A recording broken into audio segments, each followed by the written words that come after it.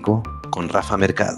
Cuando la fe sobrepasa la razón, es un milagro. Cuando la realidad supera la ficción, es incomprensible. Cuando la ciencia no encuentra una respuesta, el horizonte entre lo inexplicable y lo imposible desaparece. Matergia, realismo fantástico con Rafa Mercado.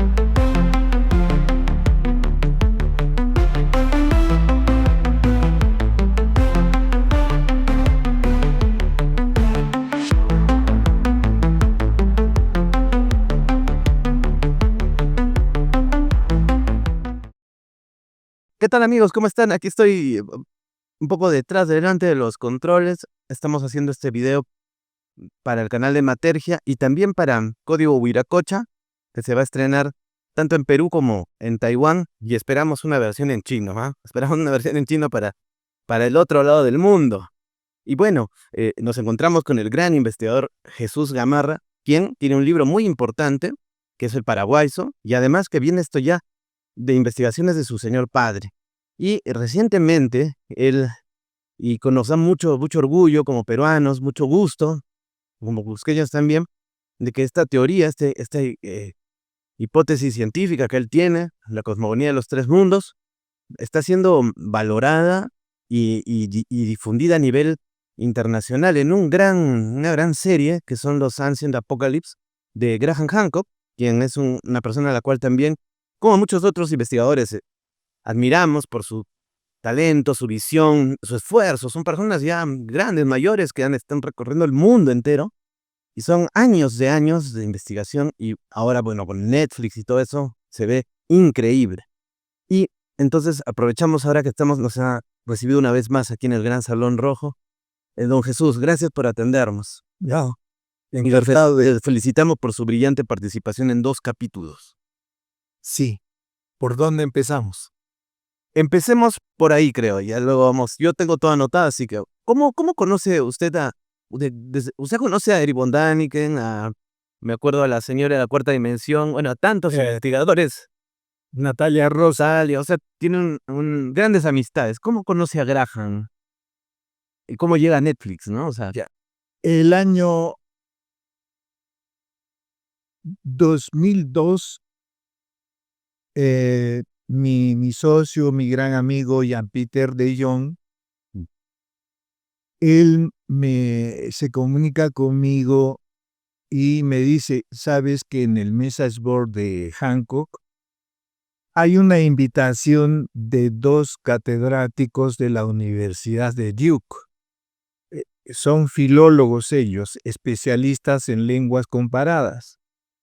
Y han hecho una reflexión ellos y dicen que 40 años atrás ellos pensaban, filólogos y lingüistas, que tantas civilizaciones aparecían, tantas lenguas se generaban. Esto es totalmente coherente, pero en estos 40 últimos años se han encontrado patrones de antigüedad, como es el radical ar, por ejemplo. El radical ar es propio de las lenguas más antiguas, y es por eso que cuando hablamos de lenguas antiguas de manera genérica, denominamos lenguas arianas a las lenguas más antiguas. ¿Okay? Entonces ellos reflexionaron y dijeron, estamos viendo que las lenguas cuanto más antiguas, más se parecen entre ellas. Y al parecer, y es obvio, es de buen juicio, pensar de que todas ellas que se parecen cuanto más antiguas son, es que provienen de un patrón único de lengua. Entonces, la pregunta de cajón era, ¿qué se sabe de ello? Entonces, yo a Jean-Pierre de Jong, cuando me dio la información, le dije, mira, ¿sabes cuántas veces yo he escrito a personalidades, particularmente a los presidentes de mi nación, y nunca hemos recibido ninguna respuesta, ¿no? Entonces, seguramente ahora más me daría el trabajo de escribir y no voy a recibir ninguna contestación.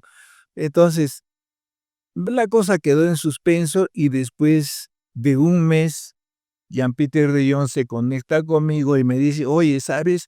Hasta ahora nadie ha participado, nadie ha hecho una contribución a esta invitación de los catedráticos de Duke. Entonces, si tú escribes, es segurísimo por ser siquiera el primer y el único artículo que lo van a leer. Así es que yo escribí el artículo y fue muy, muy, muy bien recibido en el message board de Hancock. En esas veces, pues, no era común para todos la existencia del Internet y todo. Estamos hablando, pues, Claro. de 25 años atrás, ¿no? Entonces, Wow.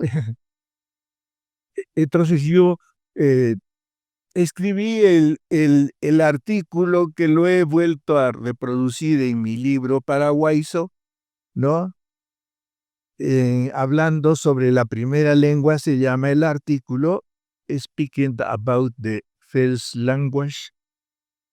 Y ahí explico la opinión de mi padre, que es la siguiente.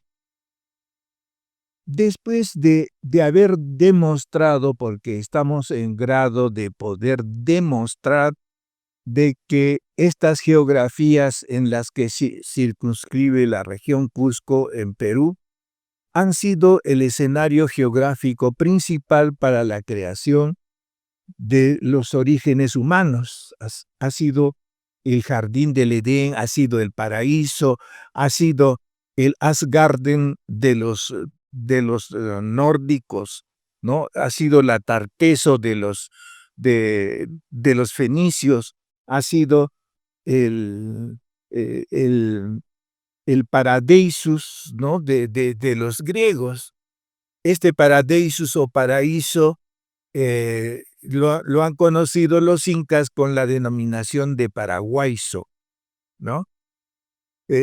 Y bien, escribí el artículo y fue muy bien recibido y hasta por 4 meses fue el artículo más leído. Aparecía una fotito mía en blanco y negro ahí, ¿no? Y todos los likes de aprobación.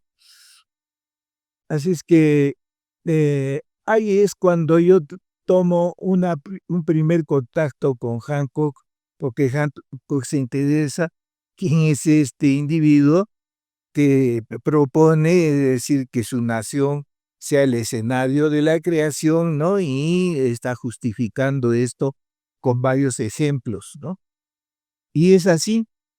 Entonces, entrando en tema, la opinión era de que mi señor padre dice que tanto en el idioma quechua como en el idioma aymara existen de manera pura o variada muchas palabras de lo que constituye la primera lengua universal que se menciona en Génesis 11, versículo 1, cuando se dice, entre comillas, que érase la tierra toda de una misma lengua, coma, y de unas mismas palabras, punto, cerrar comillas.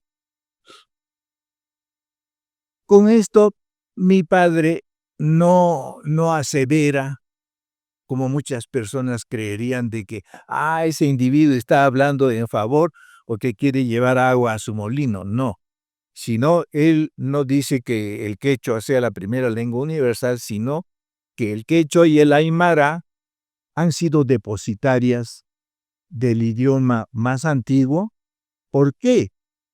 Porque como podemos demostrar, ¿no? El quechua y el aymara se habló, vivió en este medio geográfico. Entonces, por una especie de ósmosis lingüística, ¿no? esto queda perpetuado en estos idiomas que hoy se conoce como el quechua y el aymara. Bueno, todo esto es muy coherente, pero ¿cómo se puede demostrar esto? Y ahí es cuando yo he entrado con los enriquecimientos al respecto y he presentado una compilación con breves comentarios de 1, 2, 3, 4, 5, 6, 7, 8, 9, 10, 11, 12, 13, 14, 15, 16, 17, 18, 19, 20, 21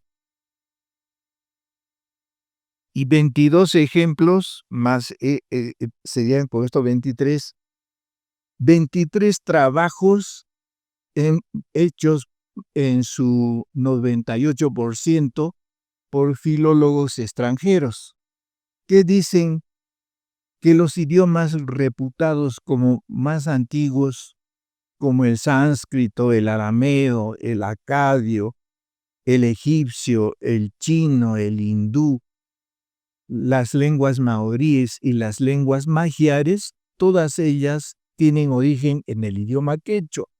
Aquí están las denominaciones de los libros y los autores. Esto muy fácilmente se puede ratificar googleando ahora que esta gran facilidad. Y entonces, en particular, los peruanos quedan enorgullecidos porque ocurre en el presente. Muchos peruanos tienen vergüenza de hablar quechua y mucho más aún de tener apellidos quechua, siendo que científicamente es al revés, es un honor tener apellidos quechua porque son más originarios y más nobles, porque una de las vertientes más puras de la escogencia de Dios, ¿no?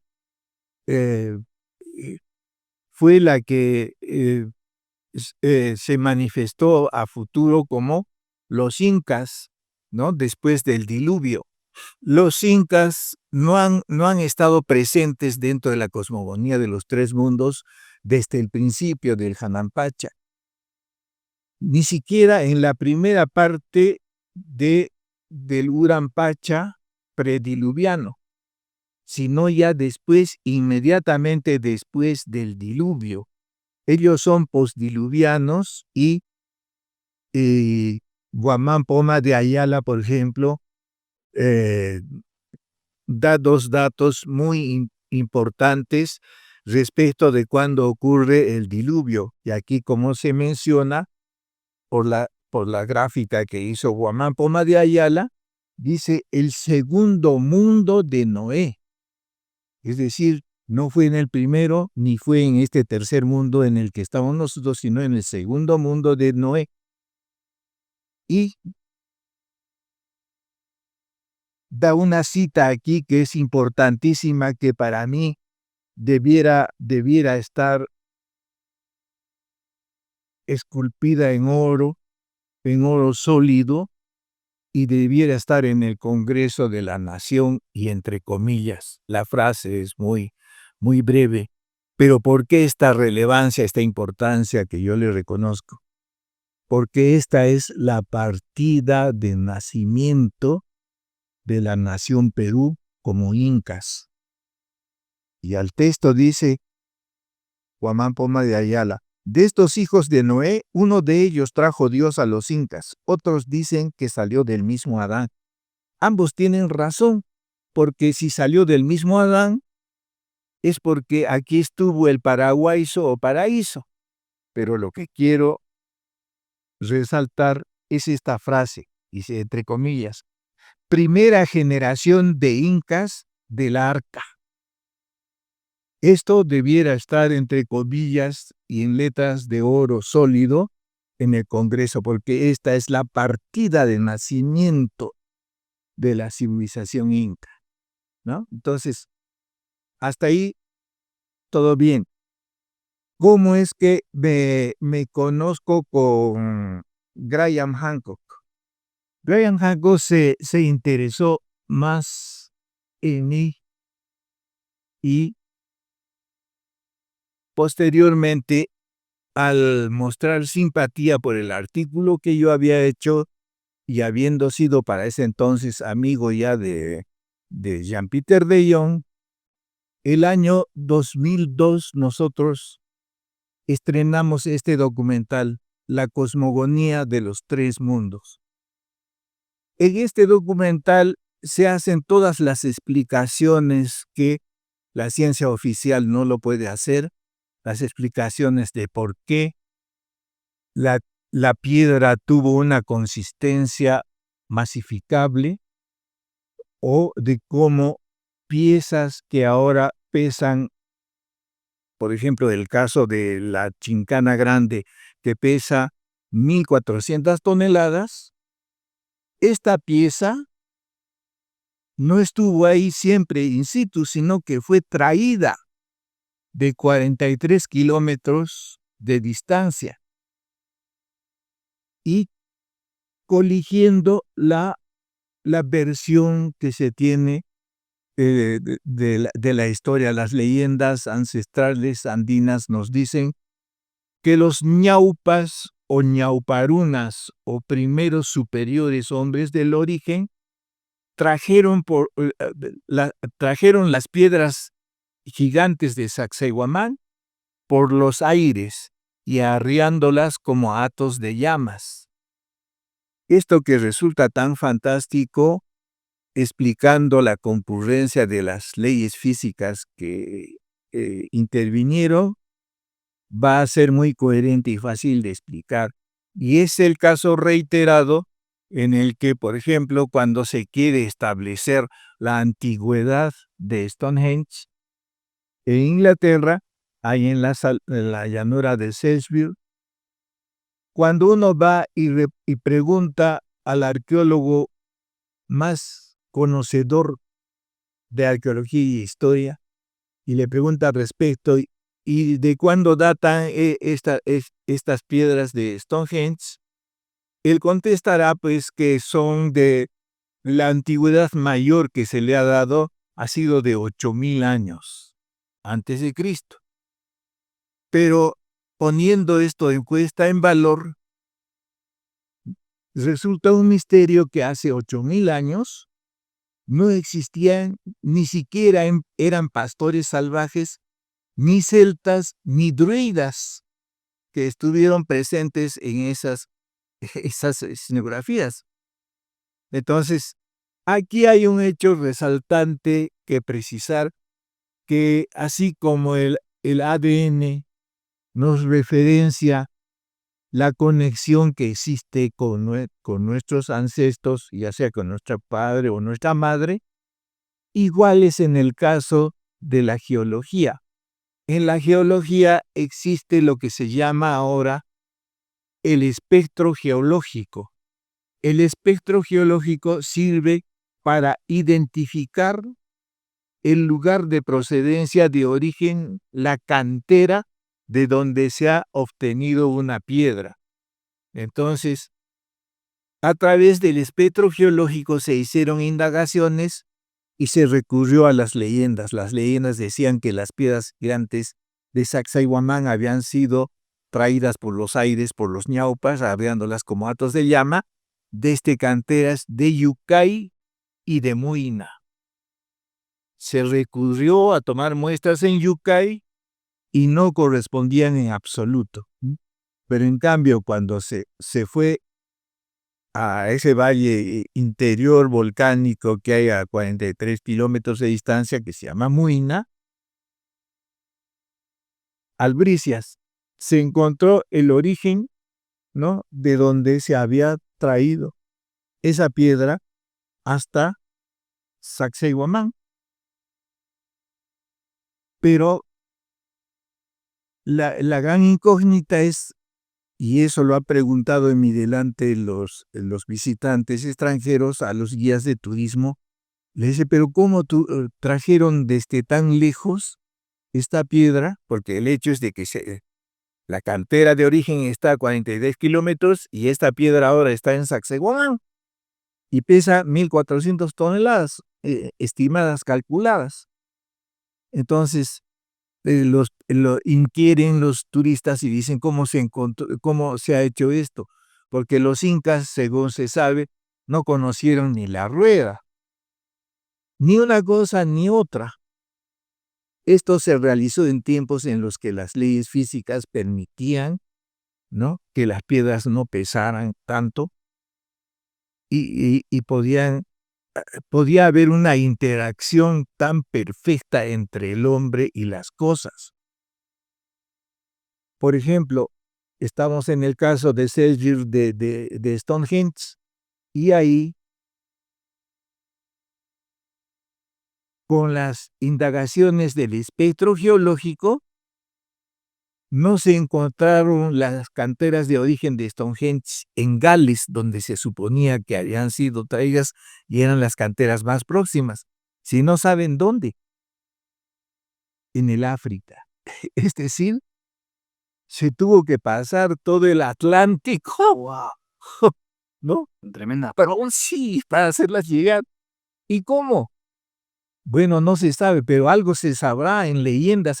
Sí, existe la leyenda del mago Merlín, que dice que con encantamientos trajo las piedras, ¿no?, por los aires, igualito que los ñaupas. Y esto se debe a que en los primeros tiempos había interacción entre las cosas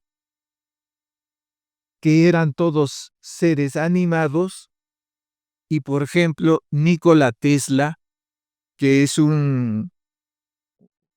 ha sido un científico tan importante y, y creyente no en la evolución, sino él era creacionista, él cree en Dios, ¿no? Él comenta al respecto. Acá está. Y dice, los cristales fueron seres vivos al principio de la creación. O sea, él acerta esto. Los cristales fueron seres vivos al principio de la creación, Nikola Tesla. Entonces, había tal calidad de vida que era posible, ¿no?, de que después que Dios nos conceda a nosotros la potestad de ser los reyes de la creación, que podamos interactuar con lo que llamamos las cosas, ¿no? En realidad, todos eran seres vivos, pero para eso se necesitaban las leyes físicas apropiadas para ese tipo de existencias. Todo esto ocurrió en el Hanan Pacha, en la Tierra del cielo de arriba, en una órbita de 225 días año, donde existieron las creaciones con la mayor perfección que se haya logrado. Bien, estamos sin perdernos del tema de Hancock. Entonces, ahí hicimos, el año 2002, hicimos este documental, La cosmogonía de los tres mundos, que lo vio Hancock y le resultó muy importante, muy interesante. Y le dijo a Jean-Pierre de Jong, quiero conocer a Jesús Gamarra. Y es entonces que el año 2013 tuvimos el primer encuentro, ¿no?, con él, y de las primeras cosas que yo le dije, fue de que él no estaba en el nuevo mundo, de que Sudamérica no era el nuevo mundo, que por el contrario era el antiguo mundo, y que las creaciones de Dios habían tenido, de los 4 grupos étnicos, habían tenido origen en esta ciudad, en esta región que ahora se llama Cusco. Todo esto quedó, bueno, yo no supe en ese rato la reacción de él, porque siempre él escucha y seguramente evalúa, analiza, pero 2 años después publicó este libro, Magicians of the Gods, en el que por primera vez se me menciona en el capítulo de síntesis, ¿no? En el capítulo de síntesis, el número 7, ¿no? Y se empieza a usar las terminologías que yo le había mencionado a Hancock de la cosmogonía de los tres mundos, y el Hanampacha, el Urampacha, el Ucumpacha, y ya hace uso de ello, y por primera vez aparece una fotografía. Ahí estoy yo con Hancock, ¿no? Y desde entonces se me empieza a conocer, ¿no? Ante la comunidad científica. Todo esto ha ido muy bien, y al parecer las indagaciones que ha hecho Hancock y el principio de que América no es el nuevo mundo, sino más bien es lo más antiguo, cobró total vigencia, porque en su último reciente bestseller publica él lo que la carátula lo dice: America Before, o sea, América fue antes. Wow. ¿No?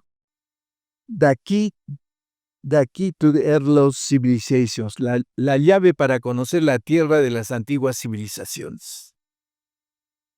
Entonces, esa es mi victoria principal ante la mentalidad de alguien del nivel de Graham Hancock, porque Graham Hancock es alguien que tiene mucho crédito, mucho reconocimiento de la colectividad mundial, porque es una persona muy culta, muy justa, muy honesta y muy inquisidora. Tiene una capacidad de duda muy, muy sutil. Y esta es mi victoria, porque aceptó la mentalidad de Hancock, y él lo comprobó y lo demuestra, ¿no? De que América fue antes. Entonces, ya no hay esto de que que estuvo rigiendo desde lo que se llama el Tratado de Tordesillas, ¿no? En que los portugueses por el lado atlántico y los españoles por el lado del Océano Pacífico se repartieron este continente, y a partir de entonces, desde los años 1570 casi, ¿no? Se denomina a estas geografías como el Nuevo Mundo, sin ningún análisis científico, sin ningún mérito histórico. Y es a partir de entonces es que nosotros hemos mencionado de que Sudamérica es el Nuevo Mundo. Y esto se aplica incluso a los comentaristas deportivos, porque ellos, cuando hablan de un equipo de la Asia o de Europa, ¿no? Dicen, este es un equipo del antiguo mundo, del viejo mundo, ¿no? Y todavía sigue esto así, pero ya es hora de que en estricto senso científico le demos a Dios lo que es de Dios, y al César lo que es de César, al Perú lo que por derecho científico le corresponde, porque nosotros estamos ahora en calidad y en capacidad de demostrar sola y únicamente a través de medios, de evidencias, de pruebas científicas. Científico significa demostrable. Entonces, nosotros tenemos todas estas evidencias, muchas de ellas que son tangibles incluso, para demostrar que los orígenes humanos vivieron en este medio geográfico. Entonces, después de la reunión del 2013 inicial con Hancock, Hancock ha regresado 10 años después, el año pasado, y a finales de septiembre e inicios de octubre realizamos esto del Apocalipsis ¿no? Y pues y fue inaugurada el 16 de ¿Noviembre? Sí, bueno, la temporada 2, las Américas, ¿no? Que se llama sí, las Américas, ¿no? En la que incluso participa Keanu Reeves. sí, cierto. Sí, Neo, ¿no? The Matrix. Sí, participa él dilucidando algo que merecía ser evaluado. Y es lo siguiente, de que la opinión de Keanu Reeves era de que no solamente los arqueólogos deben de tener la potestad de evaluar la historia, porque nosotros a pie puntillas hacemos caso a lo que constituyen las evidencias que ellos proponen, ¿no? Y bueno, hemos hecho esta producción con la productora Netflix y está gradualmente teniendo muy buenas reacciones, porque como hemos tenido el aval de esta personalidad mundial que es Hanko, recién estamos siendo dignos de crédito nosotros, ¿no? Y es normal que esto ocurra porque, como se dice, nadie es profeta en su tierra, ¿no? Entonces, eh, recién están llegando estas evaluaciones a feliz término y estamos siendo tenidos en cuenta. Yo deseo mucho llegar, por ejemplo, a oídos de quien sea presidente de mi nación, lo cual he estado haciendo desde los años 69, cuando el golpe de Velasco, para adelante hasta, hasta PPK, vía Mercedes Arauz. A todos los presidentes anteriores, incluyendo a Alan García en primer y segundo gobiernos, nos hemos referido de las maneras más oficiales, más recomendadas, tengo yo para demostrar las gestiones, los cargos que se han hecho de recepción en Palacio de Gobierno para en determinado momento avergonzarlos de cómo no dieron cabida a estas informaciones científicas que solo benefician a los peruanos de manera excepcional, ¿no? Entonces, no hemos, todavía albergamos la posibilidad de que esto ocurra en algún momento, espero que muy próximo, para felicidad y bendición de los peruanos. Sí, y parte de lo que me gustó bastante del capítulo va con lo que me dice. Por si me permiten una pequeña introducción, porque justo, bueno, el padre de la teoría, pues, de los dioses alienígenas, Ancient Aliens, es Erich von Däniken, a quien también conoció, pues, Weston, ¿sí? Él tuvo no sé si secretario o alumno, ¿no? Quien lo ha llevado esto a otro nivel, que ha sido Giorgio Tsoukalos, Sí, y he visto con bastante. Por cierto, Alfonsina Barrenova tiene un libro que se llama Sacsayhuamán, construido por extraterrestres, y creo que en la primera línea dice no, punto. O sea, ella dice no fue construido por extraterrestres, y luego empieza, bueno, el título nada más. Y Giorgio Tsoukalos le comenta esto, lo entrevistaron hace poco en una conferencia y él dijo, creo que hay que recapacitar en algunas cosas con respecto a Sacsayhuamán. Parece que, parafraseando un poco, ¿no? Nos hemos equivocado un poco y creo que sí hay que aceptar que han existido civilizaciones extra-terrestres, ¿no? O sea, por decir extra, como antiguas o superiores de la Tierra, mejor dicho, antediluvianos, bueno, el rey es superior. en ese sentido, ¿no? Entonces es interesante cómo ya claro, yo pienso que eso ha sido a raíz de que ha caído a Ancient Aliens, que es una gran producción también, como un baldazo de agua fría, Ancient Apocalypse, ¿no? Eso ha remecido los cimientos alienígenas muy fuerte, o sea, y yo creo que el que ve eso de niño por primera vez dice, esto no puede haber sido hecho por humano, ¿no? Y es lógico pensar, debe ser alguna fuerza cósmica. Creo que Comparado con la historia que nos han dado. por supuesto, no se puede culpar a una persona, ¿sabes? Ya cuando uno va profundizando con su teoría. Y esta pregunta, por eso le hago esto, ¿no?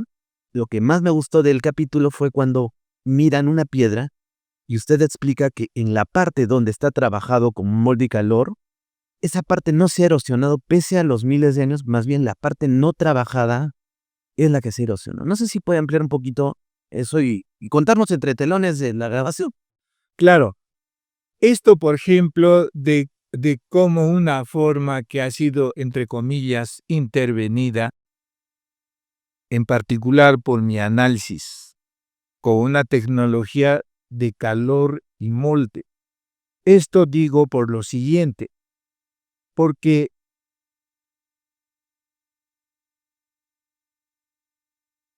la piedra demuestra haber sido de una densidad moldeable en ese momento y la tecnología para desmoldar se ha hecho en base de que los ángulos interiores no sean rectos simplemente, sino sean redondeados para un mejor y más fácil desmoldamiento. Ahora hasta ahí. Y la explicación de por qué decimos que eso tiene calor. Decimos que eso tiene calor porque hay presencia de vitrificación. ¿Qué es la vitrificación? La vitrificación es el cambio molecular de la piedra o arena igual sílice a través de la presencia de altas temperaturas. Todo vidrio que ahora nosotros conocemos antes ha sido arena o piedra, ha sido sílice, ¿no? Y eso más calor ahora es vidrio. Entonces, la vitrificación solo se puede hacer a través de altas temperaturas, de calor. Y entonces, si nosotros encontramos toda la presencia de la vitrificación de manera muy delimitada, ¿no? La delimitación de esta presencia entre lo que es vitrificado y lo que no es vitrificado y quiere y demuestra la presencia de un molde, que es lo que establece que de aquí para allá esté vitrificado y de aquí para acá que no tiene molde, ¿no? Sea la piedra rugosa, porosa, áspera, como es su expresión normal. Entonces, por eso es que nosotros decimos la presencia de la vitrificación. Yo le mostré varios ejemplos que no figuran en esta producción a Hancock y se quedó asombrado, ¿no? Y pues al parecer, Dios mediante, el próximo año vamos a hacer una producción solamente Hancock y yo, ¿no? Sí, y explicando la realidad, ¿no? De los demás vestigios arqueológicos principales que hay en Cusco, ¿no? Eso va a ser algo muy, muy importante y trascendental para analizar sin tapujos, con excelencia, con precisión, con ciencia, ¿no? Y con una honestidad de evaluación, cuáles son los orígenes más antiguos y tecnologías que se han precisado y de cómo esta civilización que denominamos del Hanan Pacha, que no es solo y exclusiva de Perú y de Cusco, sino que existe en otras latitudes, prácticamente en todos los continentes, muestra de que donde existe es un lugar sagrado. Es decir, yo tengo siquiera unas 21 locaciones en el mundo donde hay presencia de esta civilización lítica del Hanan Pacha y que son reconocidas en el presente como lugares sagrados. Me estoy refiriendo, por ejemplo, a la piedra central que existe en Stonehenge, ¿no? Que yo hasta podría afirmar de que fue llevada desde Cusco a esas distancias, porque no es raro de cómo, por ejemplo, las pirámides de Egipto, las más antiguas, que no son las 3 grandes que conocemos, sino que de las 3 pequeñitas que están al lado, ¿no? Cuando el análisis lo ha hecho el geólogo y arqueólogo Michael Hedges. Michael Hedges ha analizado, ha tomado muestra de la pirámide, ¿no? Y ha hecho análisis geológico y ha quedado demostrado que se trata de seonita arábiga, ¿no? Proveniente de una cantera no muy próxima, pero que tiene un nombre quechua que se llama Tura. Tura en quechua significa hermano, ¿no? Y cuando se ha analizado a la más pequeña y las más antiguas, ¿no? No es hecha de seonita arábiga, sino de un granito andesita, que obviamente fue traído de los Andes. Mira, por eso. ¿No?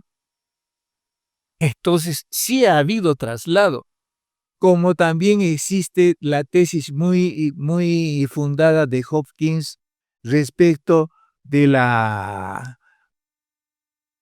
en la Cámara del Rey, de la existencia de este sarcófago de granito rojo, ¿no? Y la opinión de Hopkins es de que eso ha sido traído de la Atlántida, ¿no? Nosotros, para el presente, estamos en la convicción de que la Atlántida ha sido y es lo que ahora se llama Sudamérica, ¿no? Entonces, no es infundado pensar que la piedra que está al centro de Stonehenge, ¿no? Y que representa al sol, ¿no?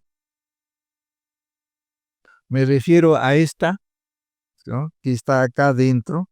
Estas piedras de acá, que tienen otra textura y que son gigantes, son de la misma data que Sacsayhuamán, o sea, son Urampacha prediluviano.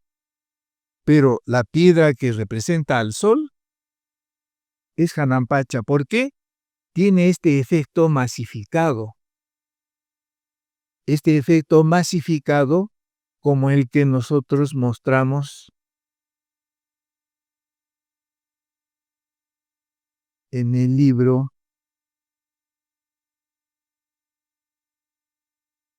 con este ejemplo. Oh, claro. Es igual. Ollantaytambo, ¿no? Ollantaytambo, Sí. ¿no? Es decir, la muestra de cómo la piedra fue necesariamente blanda, capaz de registrar un movimiento, pues, hecho en un instante, como cuando raspamos con la cucharilla la mantequilla y queda hecho ahí este trazo, porque esto no se puede hacer en la piedra actual, ¿no? Entonces, hay teorías, ¿no? De que se dice todo esto de que esto es piedra artificial, ¿no? Y no es así, porque esta presencia de piedra moldeable requeriría una fórmula que tendría que ser diferente para los diferentes tipos de piedras. Porque este tipo de moldeado de la piedra yo he encontrado en granito, en pórfido, en basalto, en andesitas, en granito, en varios tipos de piedra. Ahora, lo otro que niega definitivamente la posibilidad ¿no? De que, como los científicos rusos dicen de Sacsayhuamán, que eso fue hecho con piedra artificial, ¿no? ¿Se imaginan cómo estas cosas que no son hechas por piezas, sino in situ, existen en montañas gigantes, ¿no? Están hechas ahí. Imagínense la cantidad de piedra artificial que tendría que hacerse para hacer montañas gigantes. Y esto no es posible, no es posible. Entonces, todo esto no tiene explicación lógica y científica, excepto de aceptar de que no toda la historia humana ha ocurrido en esta órbita, sino que antes, en el tránsito que hemos venido desde el Sol hasta esta posición sideral, en la que hay 1,5 millones de kilómetros de distancia, como hemos aprendido en colegio, ¿no?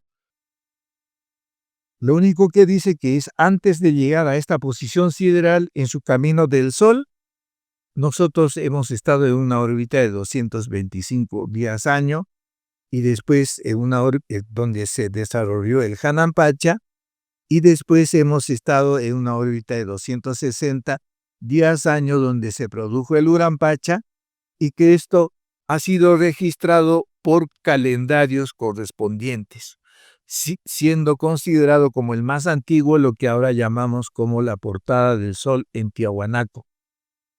Pero existe este otro calendario también en piedra atribuido a los mayas que se llama el calendario Solskin, ¿no?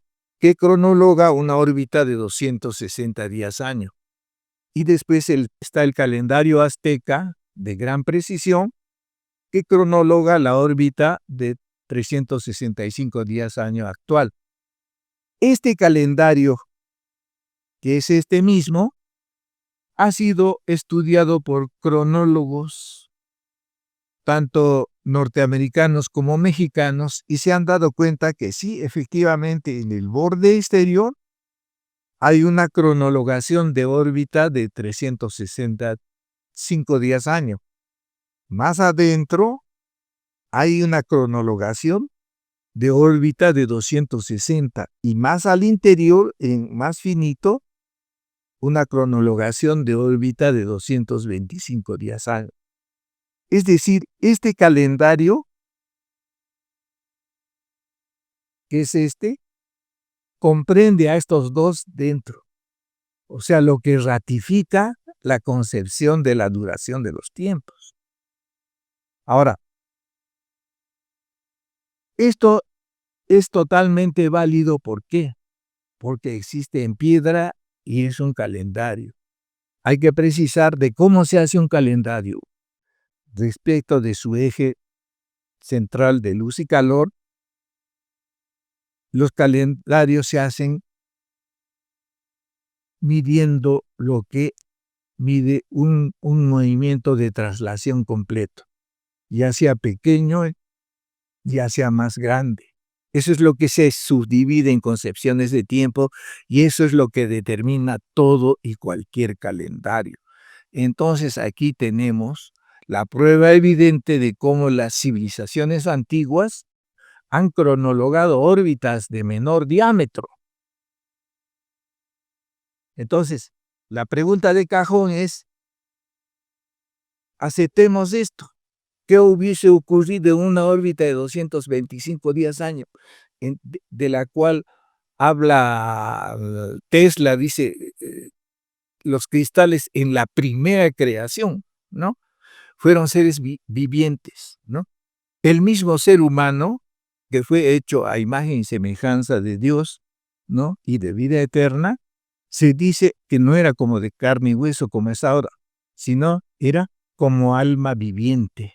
Es decir, mi padre propone y cataloga esto como querer decir que la condición biológica del ser de la creación era cartilaginosa,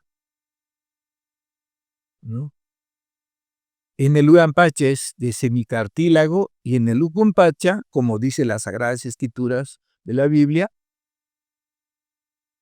el hombre no es más de mi espíritu porque ahora es de carne y hueso y sus años son 120.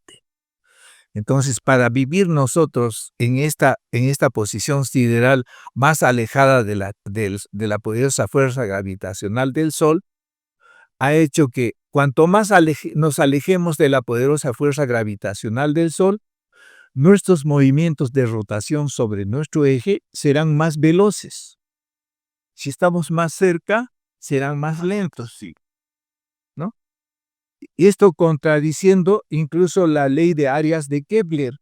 Kepler, en su ley de áreas, él proponía que los planetas más próximos al Sol eran los más veloces. Kepler pensaba como una especie de engranaje. Si este engranaje era lento en sus movimientos, ¿no? El otro planeta también era lento. Pero si este era velocísimo, como lo es el Sol, este también lo fuera. Entonces, los que estaban más cerca al Sol eran los más veloces. Pero ahí está la ciencia moderna. En esto ha participado la NASA a través del telescopio espacial Hubble, ¿no? Entonces, el Hubble ha solucionado varios problemas. El misterio, por ejemplo, de la procedencia de la masa de la Tierra. ¿De dónde salió la masa de la Tierra? Entonces, con los datos e informaciones que ha dado el Hubble, se ha demostrado que todos los planetas que conforman ahora la égida del sistema planetario solar, todos los planetas antes han tenido origen en la masa del Sol. De ahí han venido hasta sus posiciones actuales. Entonces, esto significa al mismo tiempo la ratificación para Alfredo Gamarra, mi padre, ¿no?, de que no siempre hemos estado en esta órbita de 365 días año, porque la ciencia ha demostrado que en el origen hemos estado a 1,5 millones de kilómetros de distancia, y de ahí hemos venido hasta aquí, es decir, no hemos aparecido aquí, sino hemos venido de allí a aquí. Entonces, y lo otro, de que la masa de todos los planetas ha tenido origen en la masa del Sol, y que los planetas más alejados de la poderosa fuerza gravitacional del Sol son obviamente los más veloces. Urano, por ejemplo, que es 9,000 y pico veces más grande que la Tierra en masa, hace su movimiento de rotación sobre su eje, es decir, su día, Más rápido. en 11 horas y fracción. Súper velocísimo. Nosotros, siendo más pequeños, lo hacemos en 24 horas. Claro. ¿No? Y Urano, que es 9,000 y pico más veces, lo hace en 11 horas. ¿No? Y es porque está más alejado de la poderosa fuerza gravitacional del Sol, ¿no? Entonces, hay muchas cosas que no vamos a meternos a explicar porque no son de dominio común, son por primera vez que se están analizando y se están mostrando, pero ya estamos teniendo la oportunidad, gracias a ustedes, ¿no?, de poderlas estar comunicando que existen estas posibilidades que no se han tocado antes y que sí explicarían, ¿no?, las condiciones de vida, de existencia, para que se hagan estas cosas que tanto admiramos y que consideramos un misterio.